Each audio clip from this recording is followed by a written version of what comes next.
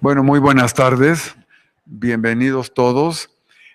Yo no pude estar con ustedes para la inauguración la semana pasada, pero estuvo Josefina, quien abrió esta serie de conferencias relacionados con la historia del libro en México, y las dos últimas conferencias serán sobre los libros europeos, ¿sí?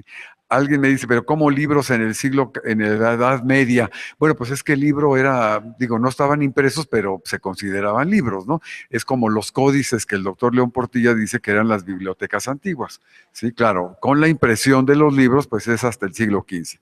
Bueno, y les quiero presentar a la doctora Marina Garone Gravier, que nació en Argentina, pero es mexicana por naturalización. No digo todavía porque está muy joven. Entonces, diseñadora de la comunicación gráfica por la UAM, 1994, maestra en diseño industrial por la Facultad de Arquitectura de la Universidad Nacional Autónoma de México y doctora en Historia del Arte por la Facultad de Filosofía y Letras de la Universidad Nacional. Tiene la especialidad en tipografía y diseño editorial por la Escuela de Diseño de Basileo, Suiza, en el 2000. O sea, muy especializado tu tema realmente. Desde el 2009 es investigadora del Instituto de Investigaciones Bibliográficas de la Universidad Nacional, donde coordina el Seminario Interdisciplinario de Bibliología. Es miembro del Sistema Nacional de Investigadores y coordinadora de la Hemeroteca Nacional de México. Sus líneas de investigación son historia del libro, la edición y la tipografía latinoamericana, la cultura impresa en lenguas indígenas y las relaciones entre diseño y género. Ha recibido diversos premios y menciones, en las que se puede citar la Medalla al Mérito Universitario en 1995, la Medalla Alfonso Caso por la tesis de maestría y mención honorífica por la tesis de maestría y doctorado respectivamente. Por su tesis doctoral, Historia de la tipografía colonial en lenguas indígenas, recibió además la mención honorífica en el Premio Clavijero del Instituto Nacional de Antropología e Historia en el año 2010. El premio a la mejor tesis doctoral, otorgado por la Cátedra Gonzalo Aguirre Beltrán en el CIESAS y la Universidad Veracruzana, y el premio García Cubas, que da el Instituto Nacional de Antropología e Historia en la categoría Obra Científica por su libro La tipografía en México. Bueno, es miembro de varias sociedades, no las voy a comentar. Es autora y compiladora de varios libros, entre los cuales se pueden mencionar Una historia encubierta por el Fondo de Cultura Económica a través de sus portadas, editado por el propio Fondo de Cultura. Miradas a la cultura del libro en Puebla, de la Universidad Nacional Autónoma de México y el Estado de Puebla. Y por último, Las muestras tipográficas y el estudio de la cultura impresa, publicado por la UNAM en la colección El Ermitaño en el año 2012. O sea que tenemos a la gran experta en este tema y nos da mucho gusto que nos acompañes y vamos a aprender mucho de ti. Muchas gracias.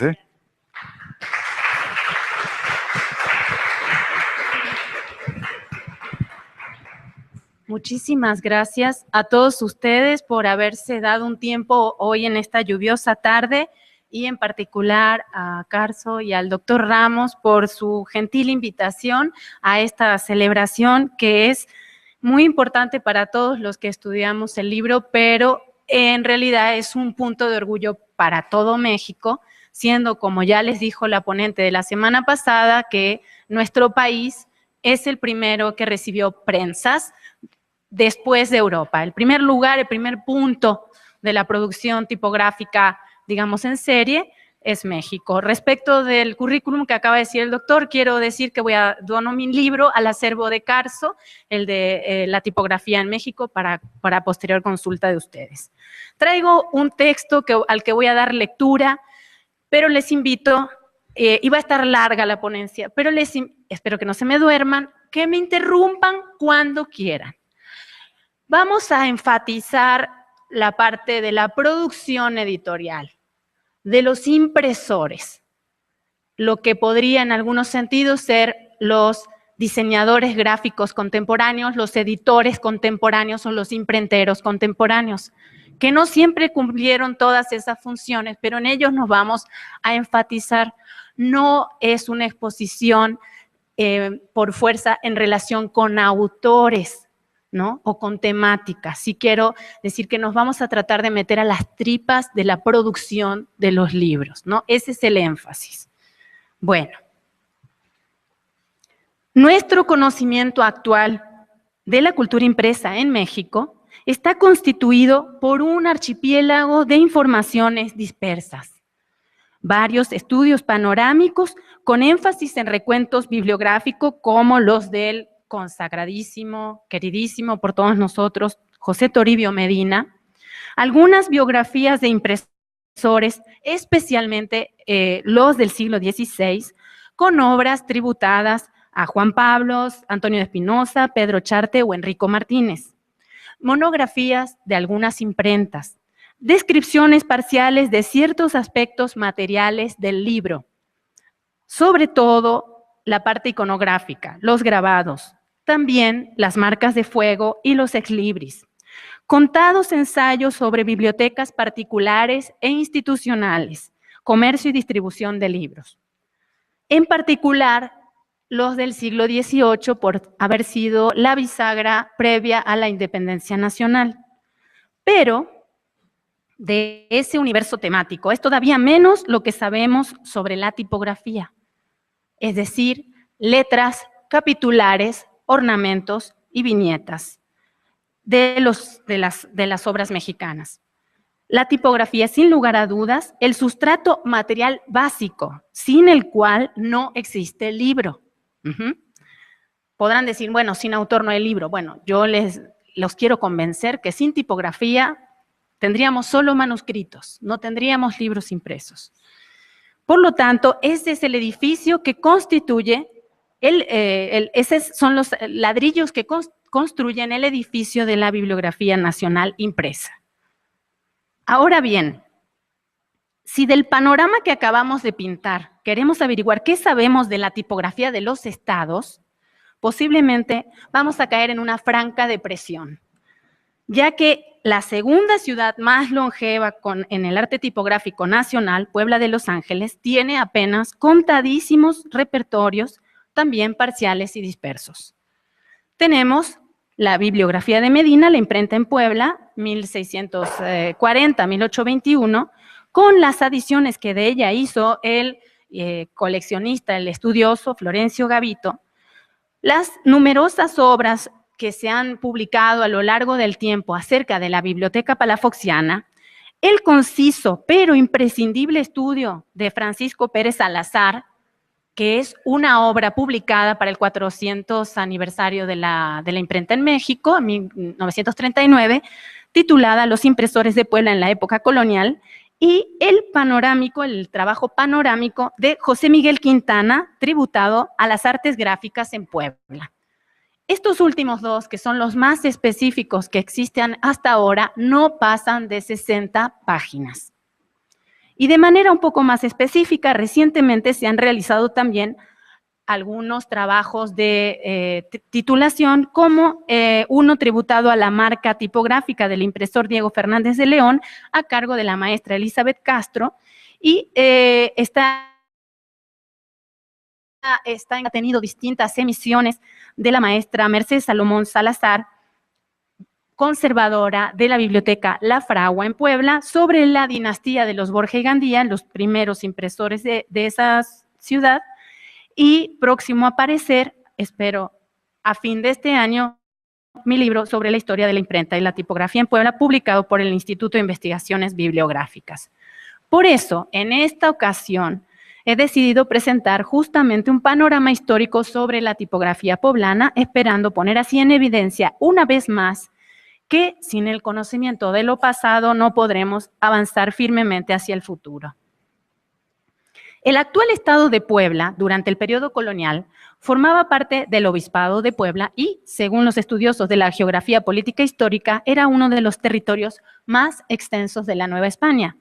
José Antonio Villaseñor y Sánchez describe el territorio en el siglo XVIII con estas palabras, cito: la mayor extensión de este obispado corre de norte a sur, por cuyo rumbo se demarcan 150 leguas y de este a oeste 32. Sí, fin de cita. En el siglo XVIII, el territorio abarcaba además gran parte del estado actual de Veracruz.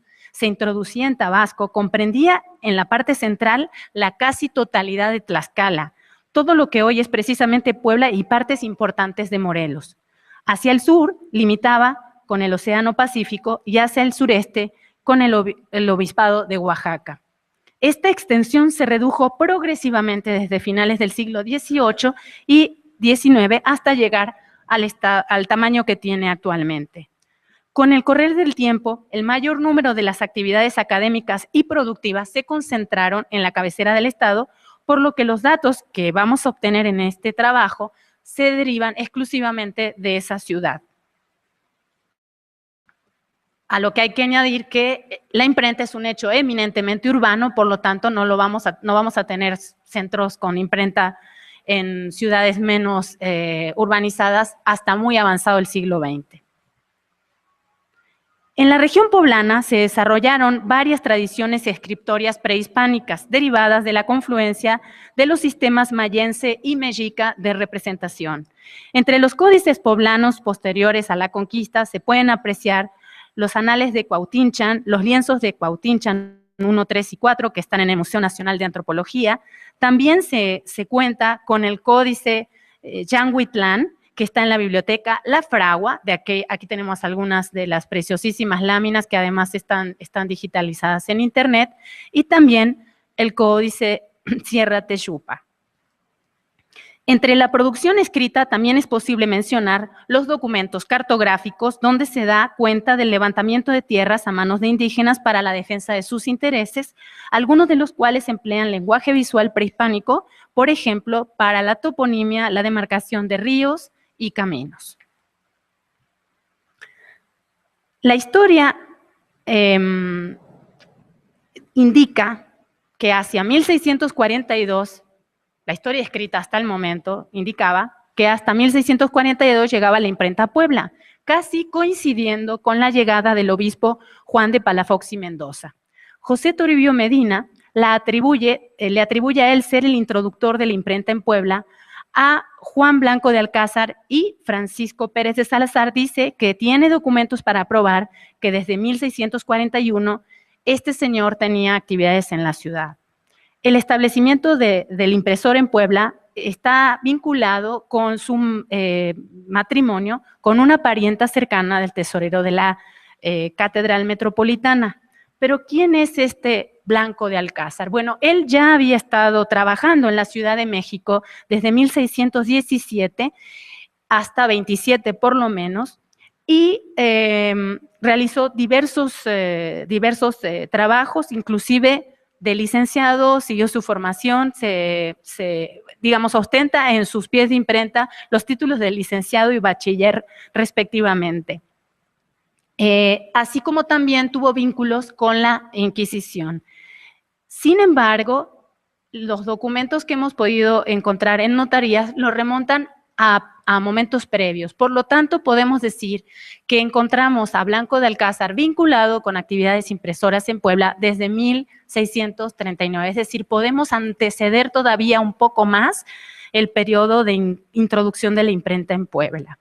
Aquí tenemos un problema histórico, que normalmente se indica el origen del arte tipográfico en un lugar cuando tenemos el pie de imprenta de un libro, pero lo más usual que hacían las imprentas no eran pasteles, sino bolillos, es decir, pliegos sueltos, documentos de menor envergadura que libros. Por esta razón, en esos pliegos sueltos no necesariamente hay un pie de imprenta que diga esto. ¿Cómo podemos entonces saber que él estuvo haciendo un análisis de contraste tipográfico, haciendo tipografía comparada, viendo que los materiales de imprenta que aparecen en algunos documentos de gobierno procedían de la imprenta de él y los documentos notariales que lo sitúan a él en el periodo que estoy indicando? Tenemos a otro personaje vinculado, obviamente con Palafox, pero también con Puebla, que fue Robledo. Este impresor tiene produjo muchas obras de Palafox en un momento un poco complicado para Palafox, porque a la vez que era virrey, era obispo. Entonces, por una cuestión de delimitación territorial, él no podía imprimir todas sus documentos, el tipo de materiales que le interesaba, no lo podía por fuerza imprimir en la Ciudad de México. Por lo tanto, desasoció la imprenta y llevó una, digamos, oficina, o alentó el establecimiento de una oficina. No que él lo hubiera pagado, sino que alentó el establecimiento de impresores en Puebla. Por lo tanto, se valió de este otro impresor de apellido Robledo. Mande.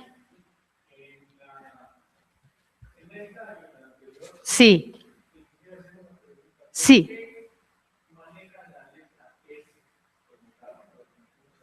¿En esta aquí?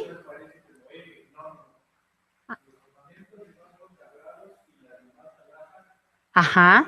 Aquí. Ok. Sí.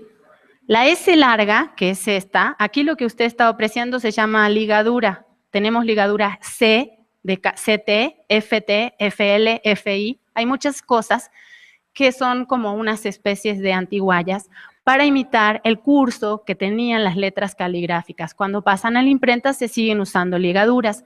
La S larga se usa a nivel medial muchas veces en una palabra. Difícilmente, salvo que sea latín, vamos a tener una S larga al inicio de una palabra. Entonces son normas no ortográficas, más de usos tipográficos que vamos a tener en algunas imprentas, el uso de la S larga, con o sin ligadura, en el medio de una palabra. Se llama inicial, medial o terminal.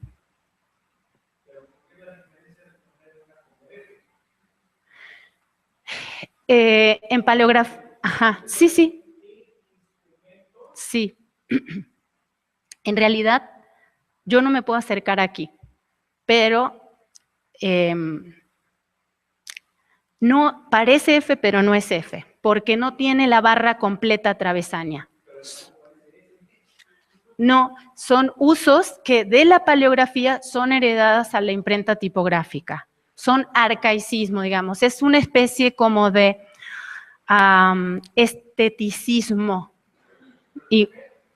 esteticismo tipográfico. En las cajas antiguas, vamos a remontarnos un poquito atrás. Cuando Gutenberg hizo la primera fuente tipográfica para componer la Biblia de 42 líneas, para simular que no era un brinco tecnológico respecto de los manuscritos que los religiosos estaban acostumbrados a ver, en lugar de hacer las 23 letras del alfabeto, hizo más caracteres. ¿Para qué hizo más? Justamente para imitar algunos que eran de rasgo caligráfico. Y estos son resabios que en el siglo XVII todavía se quedan. Esta S larga no la vamos a encontrar a finales del XVIII. Son como, digamos, resabios larvarios, antiguallas, que se van eliminando. No sé si le respondo con... Pero este tipo de elementos son los que nos permiten distinguir una imprenta de otra. Mande, usted. Sí, al revés. Tenemos en muchas partes de la imprenta tipográfica antigua mexicana en general, española también, pero sobre todo mexicano, un uso ornamental de signos de puntuación. No es un uso, ahí no están usados en sí como paréntesis. Inclusive, por ejemplo, en muchos impresos, a ver si más adelante vemos, nos venían las cajas tipográficas de Europa para lenguas que no eran las nuestras. Deje usted las indígenas, ni siquiera para el castellano. Y nos venían W y no las usábamos para nada. Los impresores usaban eso para hacer los bordes como de encaje de las portadas de los libros mexicanos. Entonces, el impresor echaba mano de todo el instrumental que tenía para hacer su trabajo. ¿Sí? Perfecto, así me gusta que me pregunten. No vamos a salir de acá hasta las 10 de la noche, pero no importa. Bueno, entonces tenemos otro personaje muy interesante en este momento temprano de la imprenta, que es Manuel de los Olivos. Y aquí El problema histórico que teníamos con él era que de dónde sacó la imprenta y quién es ese señor. Bueno, los trabajos documentales que hemos podido hacer, que ya habían anticipado Pérez Salazar, indican que él firmó un contrato de aprendizaje para aprender a ser impresor con Blanco de Alcázar. Por lo tanto, el material que él usa es el mismo de Blanco de Alcázar, porque estos son como el examen probatorio que lo habilita como impresor, después de haber trabajado 3, 4 años aprendiendo todos los vericuetos del arte tipográfica. Y este señor de Puebla se fue a trabajar a Lima y ahí ya le perdimos el rastro. Él es el segundo que hace ese periplo. El primero había sido el quinto impresor de México, Antonio Ricardo, que siendo el quinto de México fue el primero del Perú.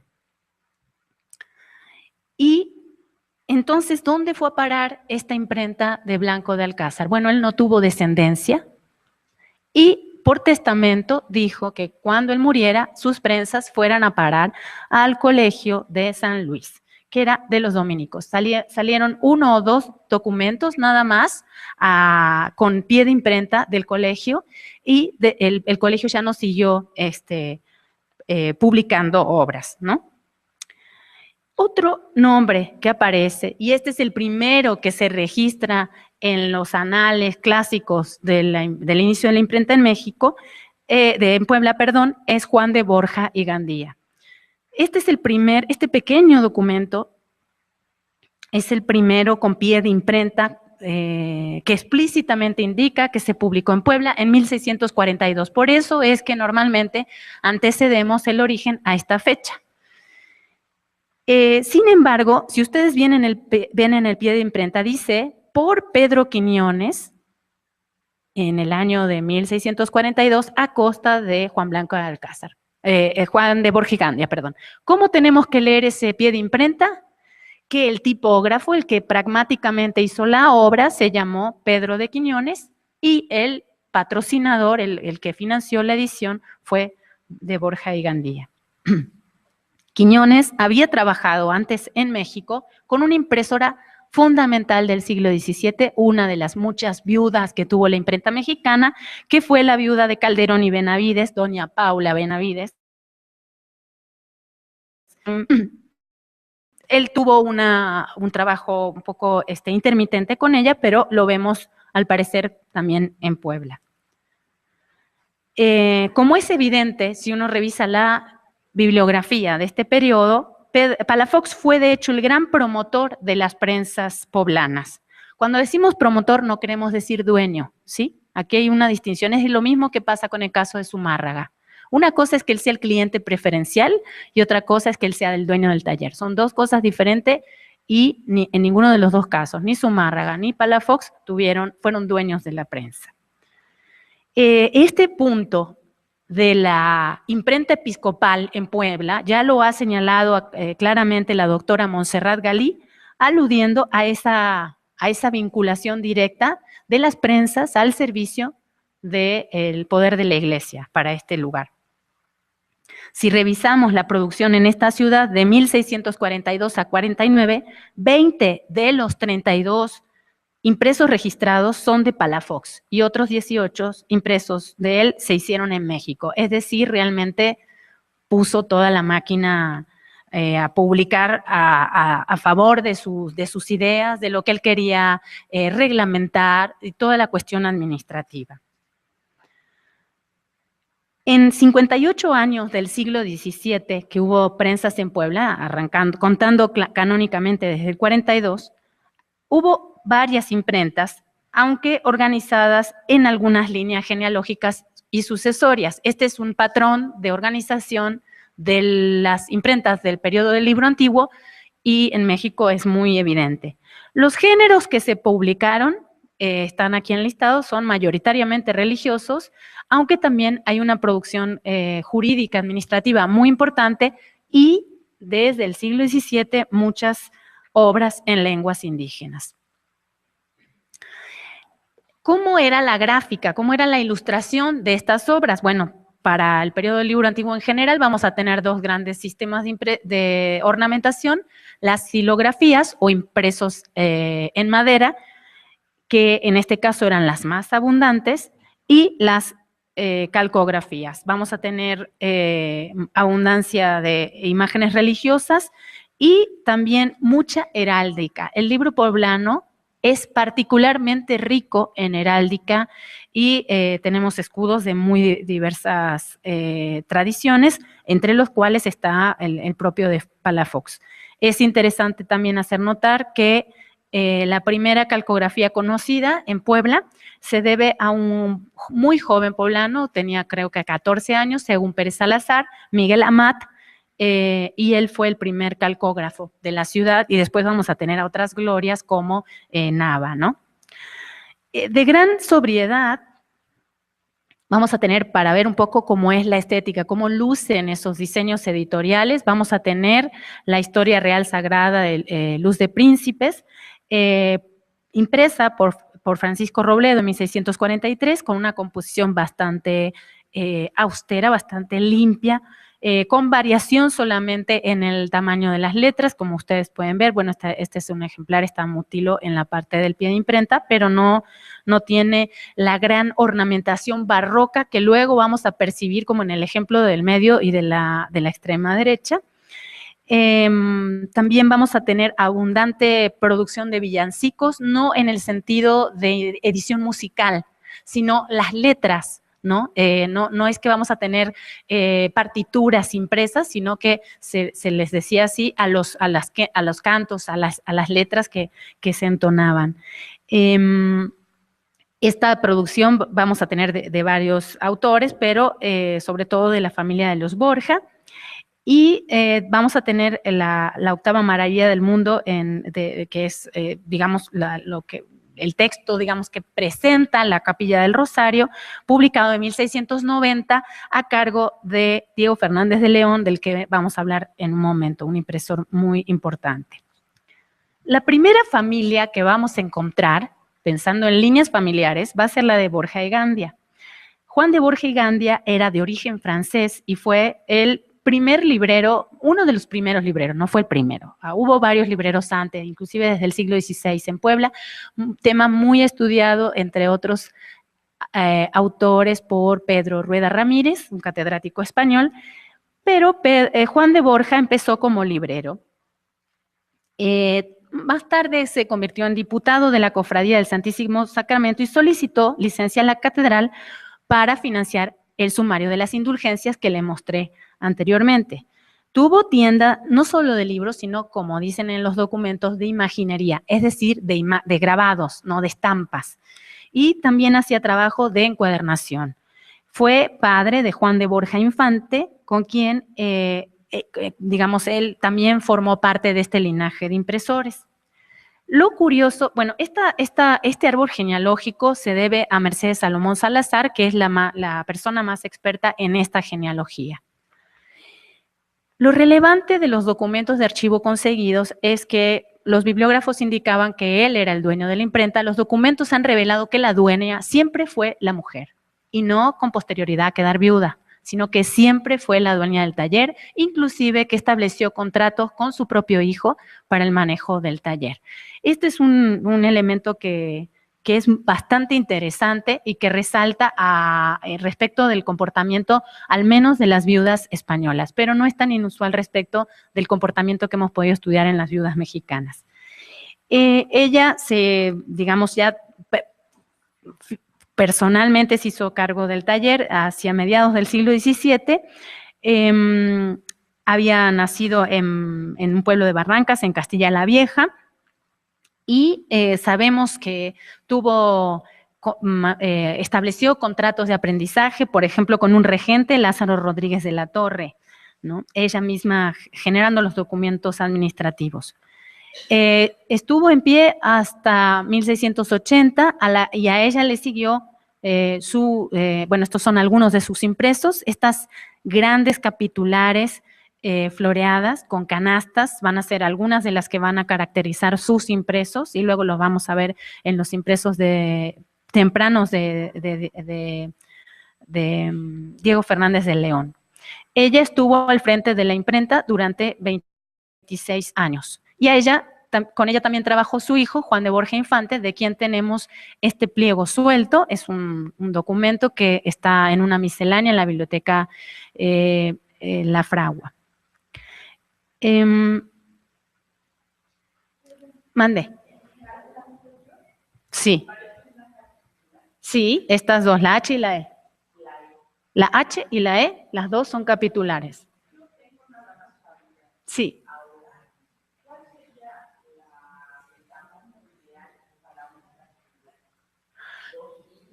No, de hecho, cuando son de 2 líneas, se dice 2 líneas contando el texto que va al lado. Cuando son de 2 líneas, se dice que son iniciales de 2 líneas.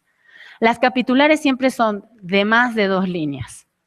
Y la inicial puede ser de 2 líneas y no estar decorada, pero la capitular, para el periodo del libro antiguo, siempre tiene un ornamento en el fondo. ¿Sí? Sí. Acordémonos que no se normaliza el castellano, bueno, para algunos no se sigue normalizando hasta hoy, pero no se normaliza, aunque tenemos Academia de la Lengua Española desde el siglo XVIII, no se normaliza prácticamente hasta el XIX. Y vamos a tener impresos que dicen México con J, por ejemplo, ¿no? No me los critiquen, pobrecitos. No, esto es muy común que pasa en la imprenta antigua, estas ortografías oscilantes, ¿no? Y hay algunos usos que son de cada taller. Mande. Sí. Sí. Es grabado en cobre. El grabado en madera tiene la misma característica que los tipos móviles, grabado sobre relieve, por eso se puede imprimir al mismo tiempo, tipo móvil y madera.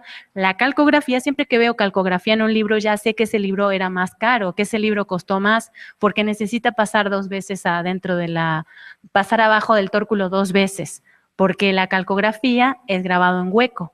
La tinta se mete en el canal, mientras que en el tipo está sobre la letra. ¿Ya? ¿Seguimos? Va.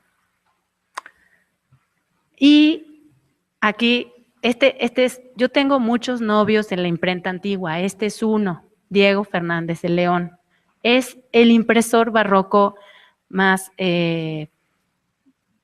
impresionante de Puebla. Tiene material, él empieza con material muy humilde que compra a la viuda de Borja Gandia, o sea, a esas prensas. El material es digamos, de mediana calidad, pero empieza a trabajar en 1683, pero pronto se da cuenta que la mejor manera de pelear el mercado es mejorando su instrumental. Él no va a ser el único impresor que va a tener esa estrategia. En la Ciudad de México varios van a tener esta misma estrategia.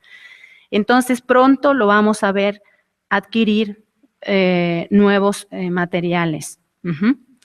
Él va a tener una vida muy interesante. Una de las cosas que lo va a destacar es que es el único impresor en todo México que va a usar marca tipográfica en portada en 2 ediciones de 1689 y 93 respectivamente del Arte de la Lengua Mexicana de Vázquez Gastelu, y él va a ser prácticamente el patrocinador de esas obras. Es decir, tiene una visión comercial también muy interesante.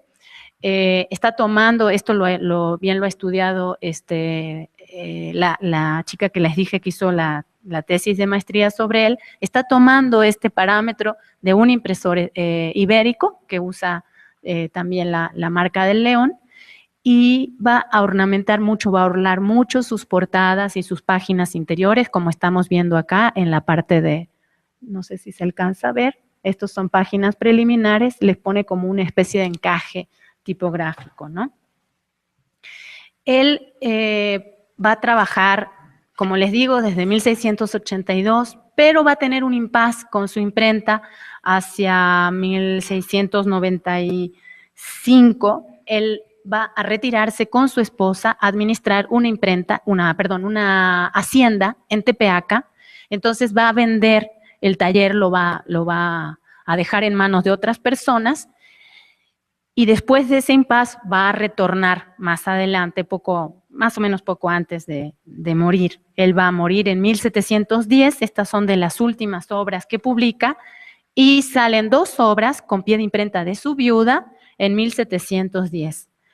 Es un impresor muy agresivo económicamente hablando, porque inclusive él abre tienda, abre una imprenta en la Ciudad de México. De hecho, viene aquí a trabajar, invitado por los jesuitas a hacer unos trabajos aquí, que después tienen unos problemas con la Inquisición, pero realmente es, en estricto sentido, el primer impresor, tipógrafo, fundidor que podemos hablar, el primero que va a pelear por privilegios de impresión, ¿no?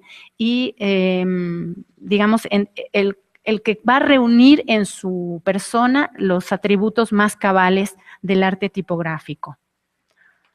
La imprenta, en el impasse que él fue a administrar la hacienda en Tepeaca, estuvo a manos de Juan de Villarreal y sus herederos en un lapso breve de 3 años, y es interesante porque Diego previamente había mandado comprar letra de alta calidad a Flandes, y estas remesas tipográficas le llegaron primero a Juan de Villarreal y sus herederos. Mande. Todos de metal. Desde 1450, que es Gutenberg, existe la tipografía en metal. Básicamente la composición fue muy similar durante todo el periodo del libro antiguo o imprenta manual, que estaríamos ubicándolos desde 1450 hasta más o menos 1830, más o menos, y es una composición de plomo, estaño y antimonio. Entonces, de lo que estamos viendo acá, salvo este escudo que es en madera, todo lo demás que usted ve es todo tipo móvil, incluido estos ornamentos. Estos ornamentos son como si fuera una A, una B, una C. Se fabrican de la misma manera que una letra. Todo es tipografía metálica.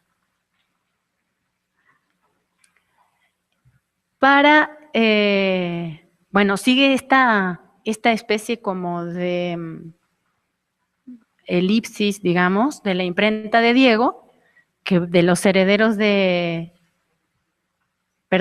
Villarreal va a pasar a los de Sebastián de Guevara y Ríos. Pero aquí nos agarra el cambio de siglo XVIII. En términos generales, no es que arranca un nuevo siglo y cambia la estética del libro. Los cambios son paulatinos, son graduales, son sutiles. ¿Y en qué los vamos a notar? Que van a empezar a aparecer algunos géneros editoriales que antes no se publicaban, ¿no? Por ejemplo, empiezan a haber como primeros libros de texto para niños, como podemos ver esta cartilla de alfabetización, que es prácticamente un grabado, es un grabado calcográfico de la mano de Nava, y van a aparecer otros talleres de imprenta que van a seguir otras líneas políticas o van a tener otro currículum administrativamente hablando. Tenemos el siglo XVIII va a ser el siglo dorado del grabado poblano, con nombres como Perea, Guzmán, Francisco Rodríguez, José Ortiz Carnero, Manuel Villavicencio y José de Nava, que todavía está esperando que le hagan una monografía como Dios manda. ¿Qué tenemos entonces? Esta imprenta de Diego Fernández de León va a pasar en segundas manos al capitán Sebastián de Guevara. Ni los Villarroel ni los Guevara son impresores. Compran el taller como una inversión y tienen gente que trabaja para ellos. No creamos cuando vemos un pie de imprenta, en el calce de una portada, vemos un nombre, no pensemos de manera directa que esa persona hizo el libro, ¿no? Era el dueño del taller. Entonces vamos a tener al capitán y luego va a aparecer en escena José Pérez, que va a trabajar 10 años.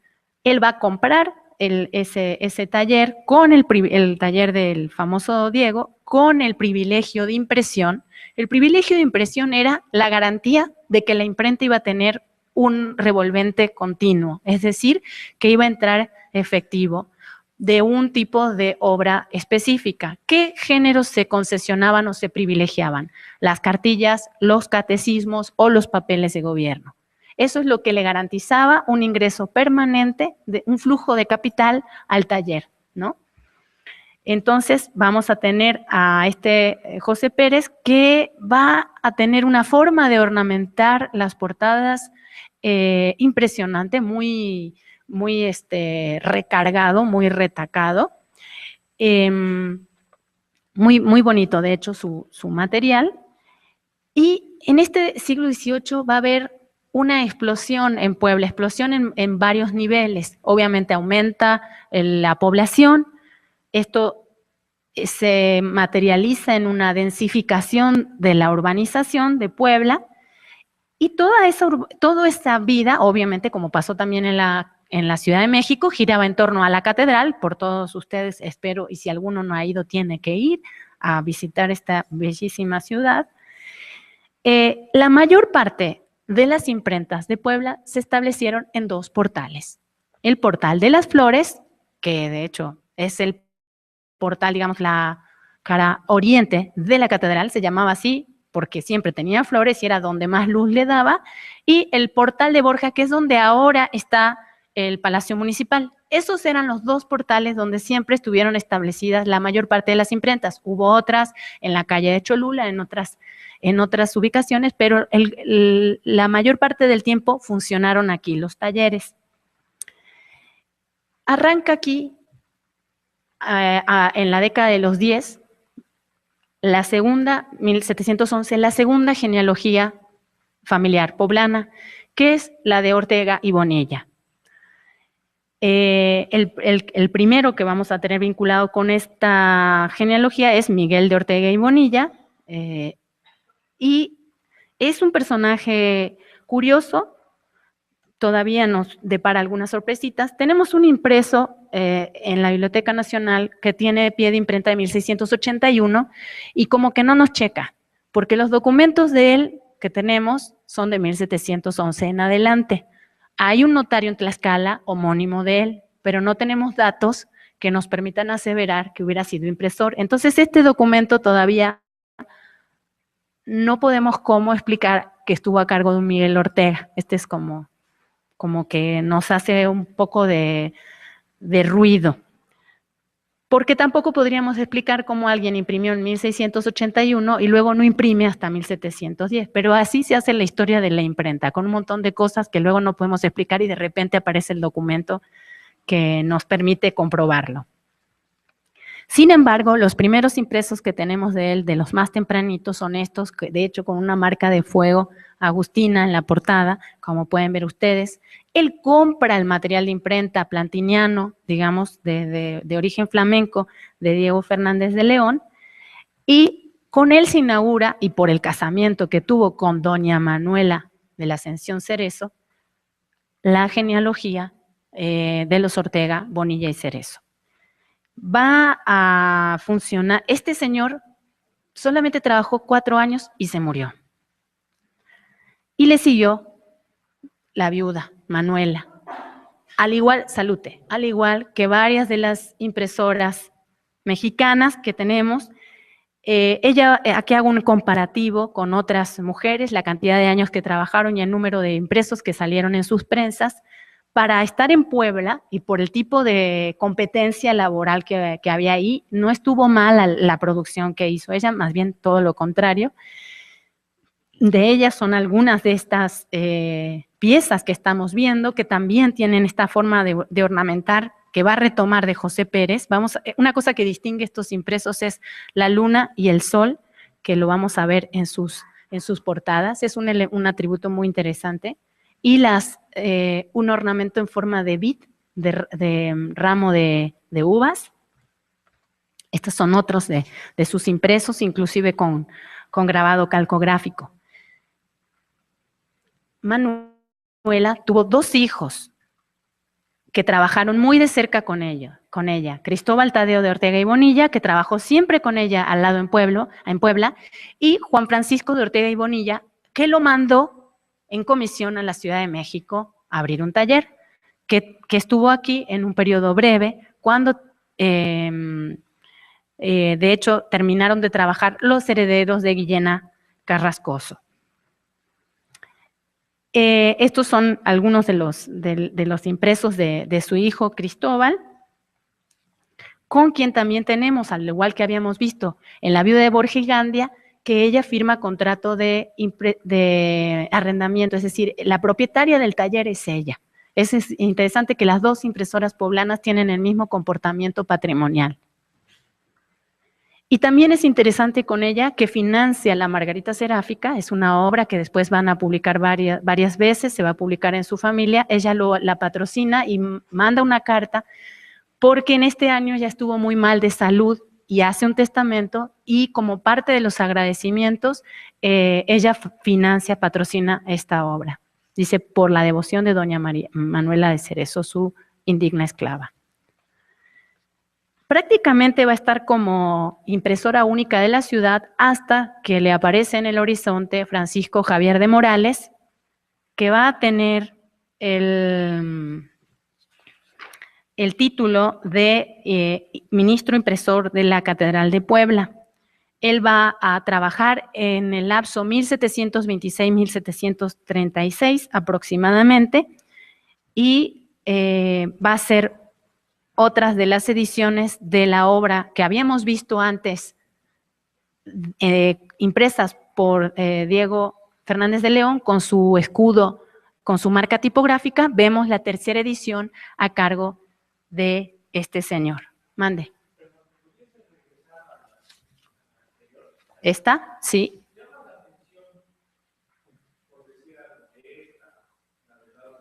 Sí.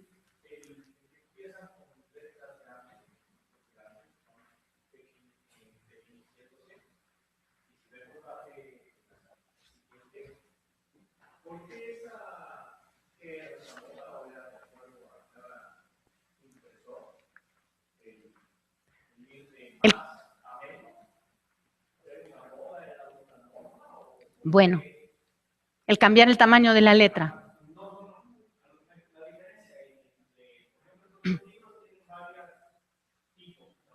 Sí.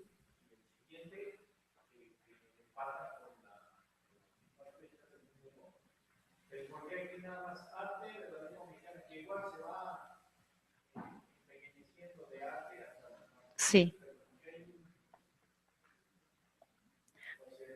Sí. Menos variación. Exacto. Bueno, el cambio en el cuerpo de las letras o tamaño de la tipografía va a ser un juego clásico del barroco en la tipografía, así como lo vamos a tener en la música. Ustedes todos han oído música barroca y tiene una serie de efectos musicales, justamente, no solamente esta cuestión de los de las escalas, digamos, de los coros que van haciendo, se van siguiendo unos a otros. Es decir, el cambio en la modulación del tamaño, ¿no? O la exageración, el exceso y el contraste, para decirlo de alguna manera, en el cuerpo de la letra, es un elemento eminentemente barroco. Aquí estamos hacia el final, digamos, del periodo, pero lo que nos juega en contra acá es la presencia de una ilustración, que me deja menos espacio en la plana, para que yo pueda hacer obvio esos tamaños, esos cambios de contraste, sin detrimento de la legibilidad de la tipografía. No todas las portadas van a tener una imagen en la plana. Entonces, esta cuestión del largo de la línea y cambio del cuerpo de la letra, no es que este impresor no tuviera los tamaños de letra, claro que los tiene. Él, por decirlo de alguna manera, escoge dar preeminencia a la imagen, en este caso, en relación con el cuerpo de la letra.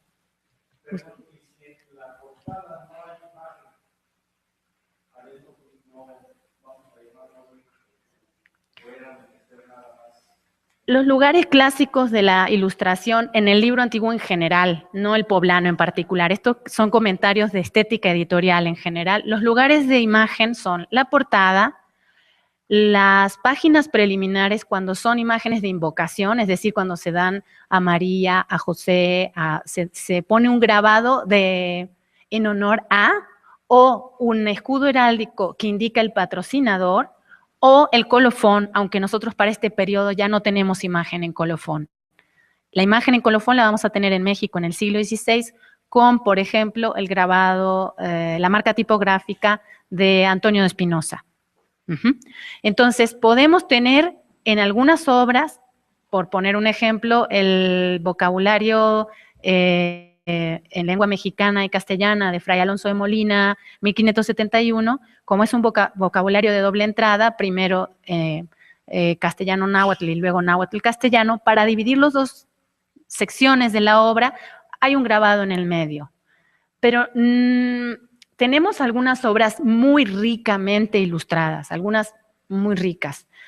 No son la inmensa mayoría. El promedio, el libro, digamos, más común y corriente de la edición mexicana va a tener grabado o en portada o en página preliminar, ya sea por patrocinio o por invocación.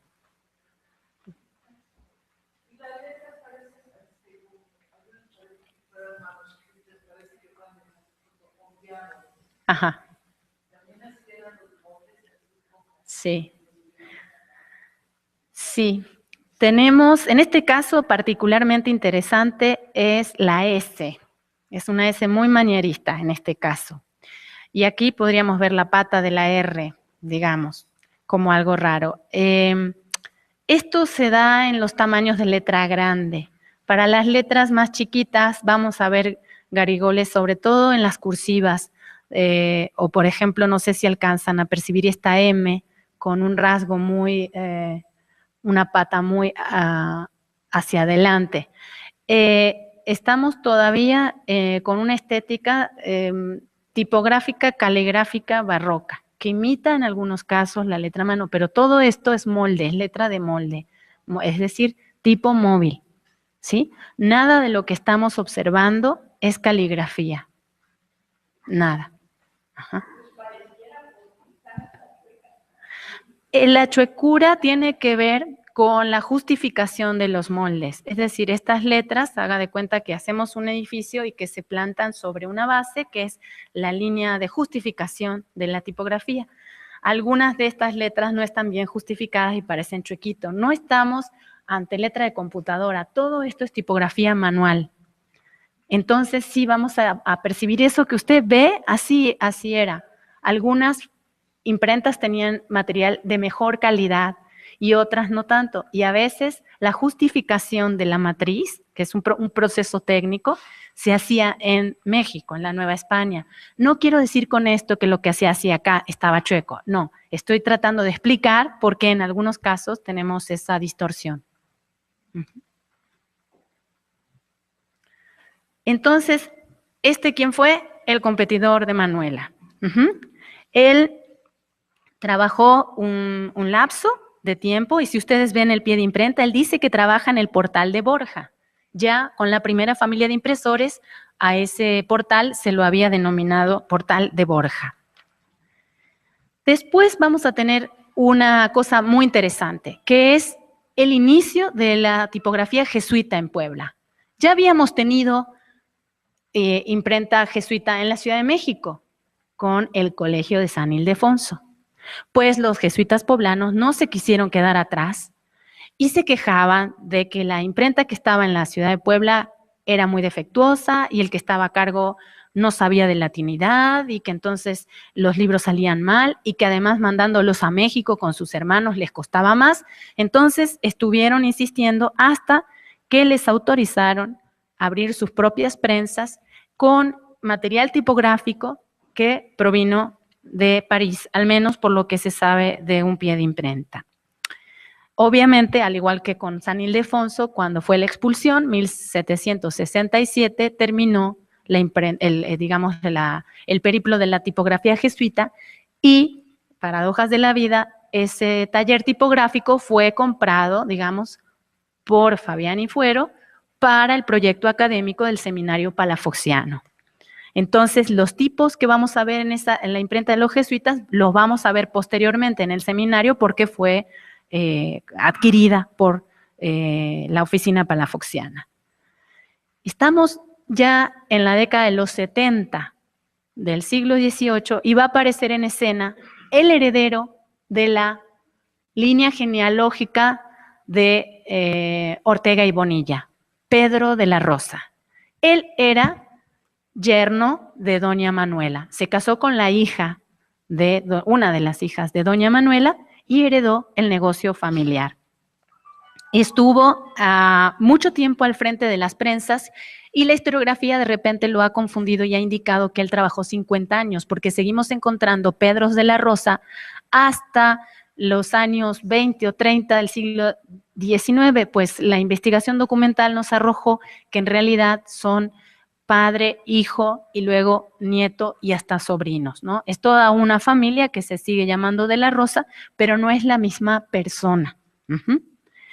Él hace todo tipo de obras, obras realmente bellas. Él le da un impulso impresionante a la imprenta familiar, comprando letra ya, abasteciendo el taller con letra proveniente de Madrid. Ya en ese momento la imprenta madridense estaba en su momento de esplendor gracias al impulso de Carlos III y hace mucho tipo de obra. Este librito es así de chiquitito.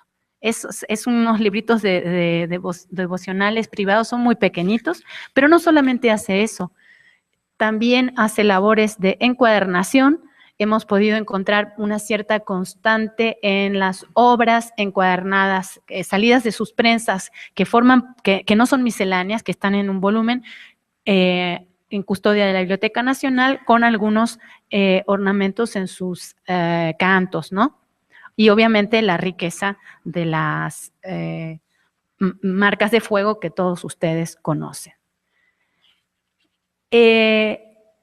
Llegamos al siglo XIX y vamos a experimentar una eclosión, sobre todo después de la segunda veintena, desde el 1810 en adelante, precisamente por los aires independentistas, vamos a tener una eclosión de talleres de imprenta en Puebla que va a ser muy importante para el resto de México, porque Puebla va a ser el crisol de donde van a salir los talleres de Querétaro, Michoacán y Oaxaca. Esto no lo digo yo porque quiero a Puebla, lo digo porque los documentos permiten comprobarlo y tenemos una serie de pies de imprenta que vamos a encontrar ahí. Pero antes de digamos, seguir adelante con esto, tenemos otro taller relevante que es la oficina del oratorio de San Felipe Neri. Esta oficina va a trabajar muy poquito tiempo, 1819, 1820, y la persona a cargo va a ser el padre Furlón, ¿no? Un oratoriano que va a estar en consonancia también con el trabajo de otro oratoriano, el padre Idiáquez, en Oaxaca, ¿no? Que van a ser verdaderos motores o van a dinamitar, digamos, la edición en esa ciudad.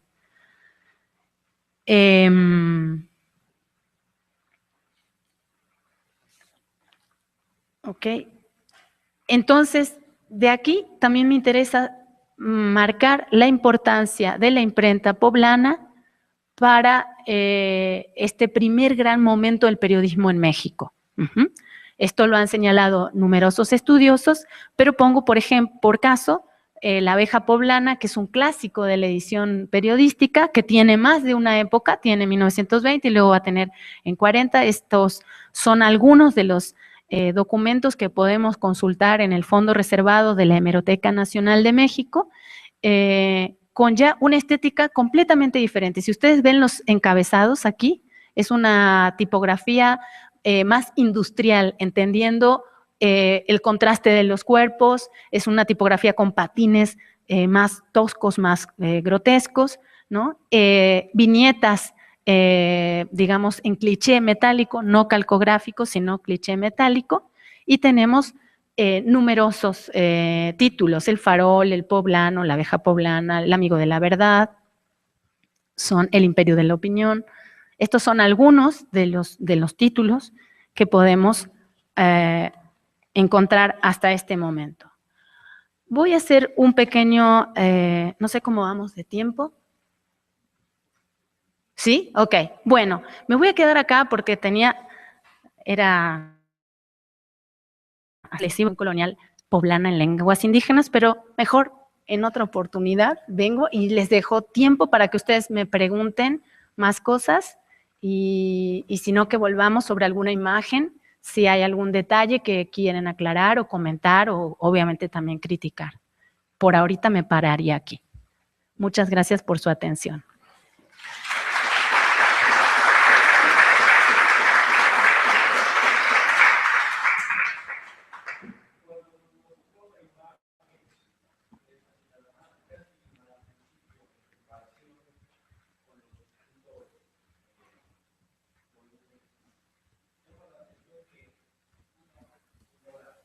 Esta.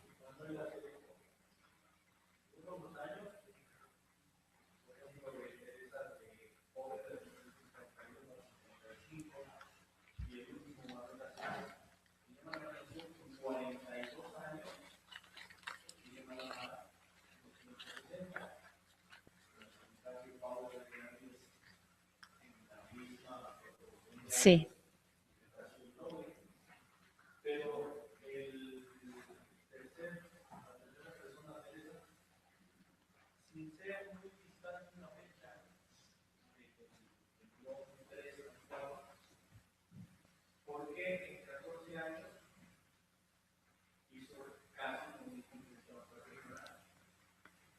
Bueno, yo les puse esto como un rasgo para dibujar una especie cuantitativa, pero voy a tratar de dar razones.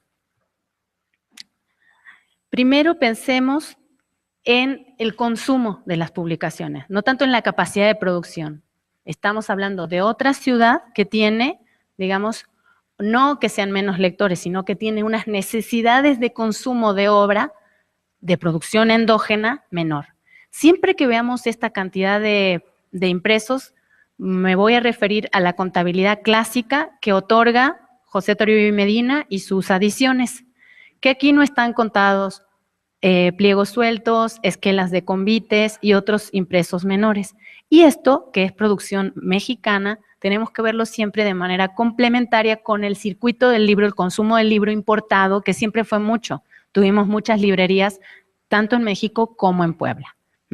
Entonces, una parte de la respuesta de la posible menor producción en un lapso de periodo similar de Manuela respecto, por ejemplo, de Paula, es esta capacidad del mercado del consumo de la producción local. ¿Quiénes eran los que compraban libros o quiénes compraban impresos en Puebla en este periodo? Esa sería una parte. Respecto de la tercera, esta Teresa, doña Teresa, fue la viuda de Bernardo de Ogal. Y tuvo una importante producción porque él fue impresor de la Inquisición. Entonces, esto hace que tengamos un poco desvirtuados los números, ¿no? Sin embargo, el poder de las mujeres en la imprenta mexicana es, sin lugar a dudas, impresionante. Cada una de ellas merece una monografía. Algunas personas hemos trabajado de manera sistemáticamente estos personajes para explicarlos en su contexto histórico y en su valoración social y también ver otros comportamientos como los que señalé de las dos poblanas. El comportamiento patrimonial de las dos impresoras poblanas es sumamente interesante. Eran unas mamazas. No quería que las imprentas se dinamitaran para garantizar la continuidad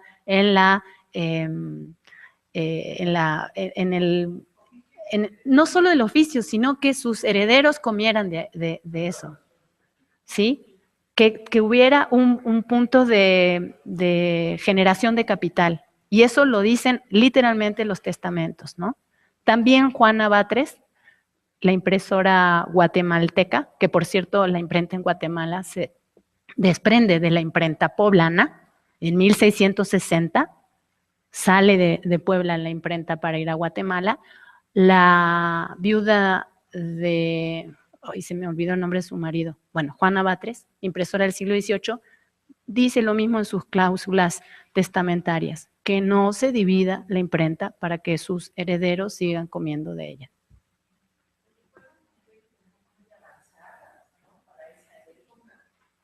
Sí.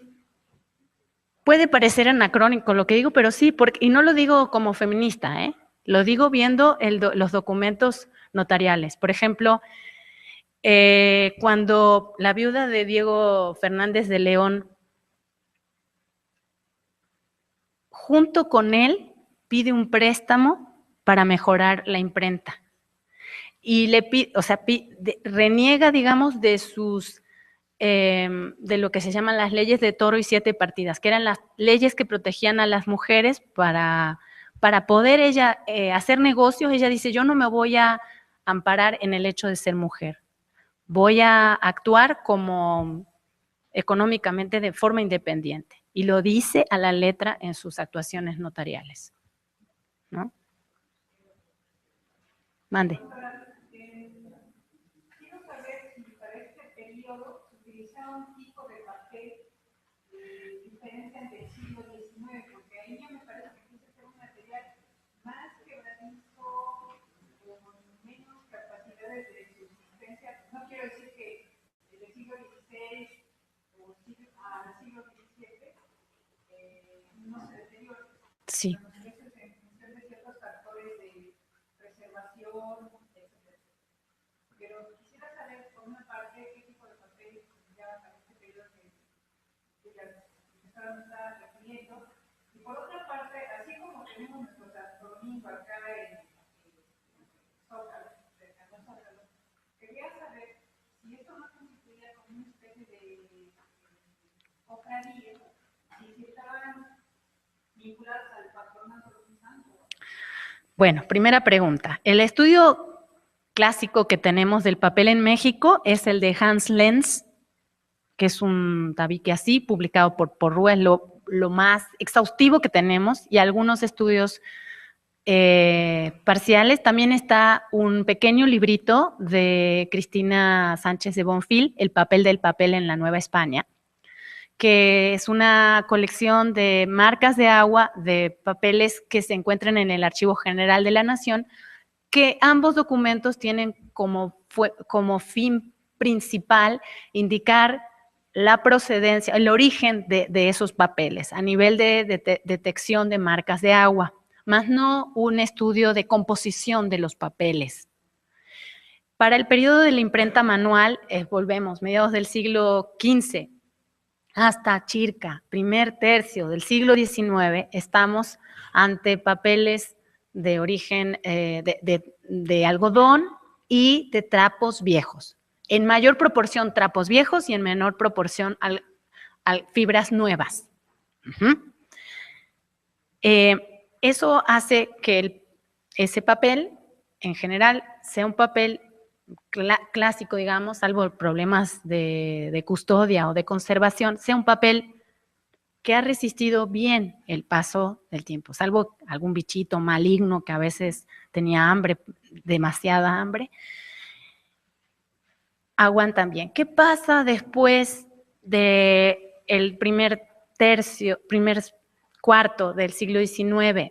Los procesos de producción de la industria editorial en todas sus facetas, tipográficas, tinta, sistemas de impresión y papel, se van industrializando. Las hojas de papel durante más de 300 años se hicieron en bastidores. Esos bastidores, con esos bastidores que tenían una malla de metal, se ponían dentro de una cuba de pulpa de estos trapos viejos, se les quitaba el exceso de agua. Estoy diciendo muy trivial mi explicación de la fabricación del papel, los patronos del papel me deben estar odiando, y con eso se hacían las hojas. Después se inventó la máquina de papel continuo, que con esa misma pulpa se hacía un papel no en bastidores, sino en forma continua, que da pie a las bobinas. Piensen que no tendríamos la eclosión de periodismo que tuvimos en el 19 si no hubiera grandes cantidades de papel. Pero esos trapos no eran suficientes. Entonces empezó a buscar otras fuentes de fibras vegetales de mayor producción, específicamente la de los troncos de los árboles, algunas variedades específicas. Eso hace que la cantidad de taninos de esos papeles sea mayor. Eso hace que se acidifiquen más, que se oxiden más velozmente, que pierdan su humedad relativa, que se resquebrajen más, que se pongan amarillos más rápido. Ustedes dejen el periódico que compraron hoy, en una semana lo ven, el efecto pragmático de lo que ocurre en soportes que no son de base algodón. Entonces eso es lo que... Tenemos el caso de una tesis impresa en seda. Sí. Tengo muy poca información. De hecho, la viuda de Teresa de Poveda imprimió muchas tesis en seda. Eran impresiones, digamos, de mucho lujo. No era tan común. De hecho, tengo un documento de tipos de impresión de Diego Fernández de León para el siglo XVII, donde está la nomenclatura de cuánto costaba imprimir en seda, pero no tengo más datos que eso, más que 1 o 2 ejemplos que vi en lo que era la colección Echaniz cuando estaba todavía aquí cerca, cuando el museo tuvo su sitio temporal en el metro, cuando estuvo en General Anaya, y ahí tenían una de estas tesis, pero no es, yo desconozco, te la debo.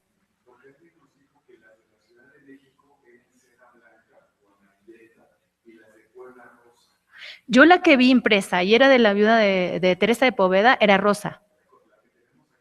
Es rosa. La que yo vi, la única que he visto así en vivo y a todo color es rosa. Sí, sí. No, y me imagino que el registro de esa obra, si una hojita se te tuerce la seda, no quiero ni imaginar.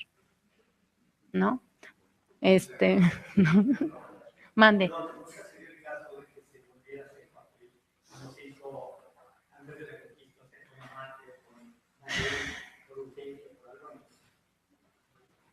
No que yo sepa. No. ¿Alguna otra pregunta o ya se van todos? Muchas gracias.